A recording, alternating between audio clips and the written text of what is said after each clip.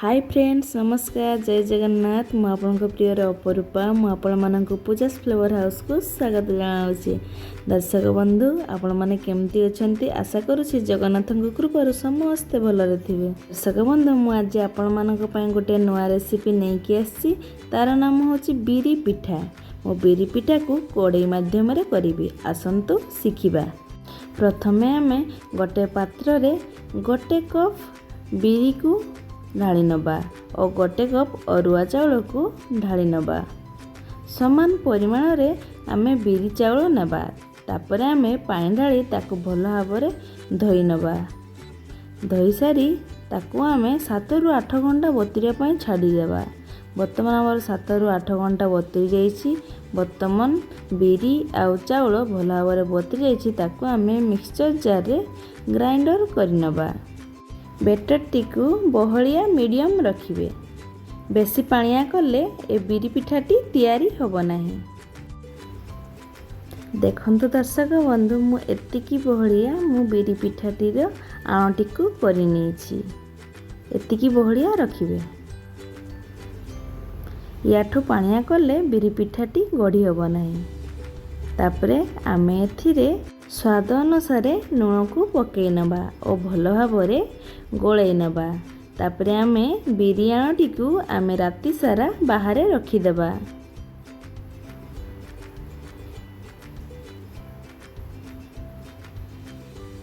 वर्तमान आम बिरी आणटी राति सारा रही जाइछि। भल भाव रे फेणई जाइछि। आपण माने देखि पारुथिबे।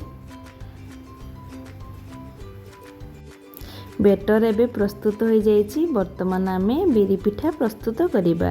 प्रथमे आमे कोड़े को बसई नबा। गैस रो फ्लेम को ऑन करी सेथिरे आमे घी को पकई नबा। घी को चारिकड़ स्प्रेड करि नेबे। तापरे आमे एथिरे बिरी आण को भल भाव रे फेंटी की आमे एथिरे ढाली नबा करेई रे।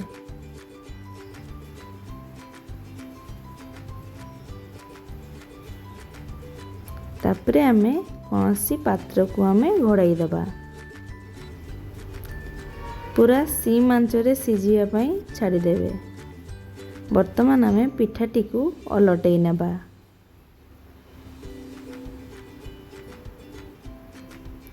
पिठाटी देखि पारुथिबे हल्का गोल्डन कलर हे आछि। पिठाटी को आउ थरे पुणी घोडणी दे सिझिया पई छाड़ी दबा।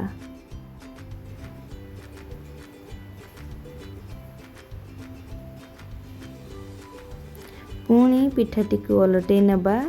ब्राउन हेबा पर्यंत हल्का गोल्डन ब्राउन करिबा। वर्तमान आमर पिठाटी रेडी हो जाइछि। वर्तमान आमे पिठाटी को प्लेट को काढी नबा।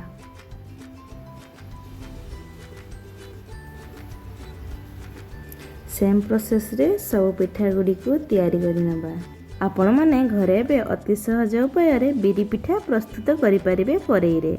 आपण माननको जदि मोर बिरी पिठार रेसिपीटी भल लागि थाए तबे आपण माने घरे थरे निहाती ट्राई करिवे और मते कमेंट माध्यम रे जणाइबे रेसिपीटी केमिति होइतिला और केमिति टेस्ट होइतिला।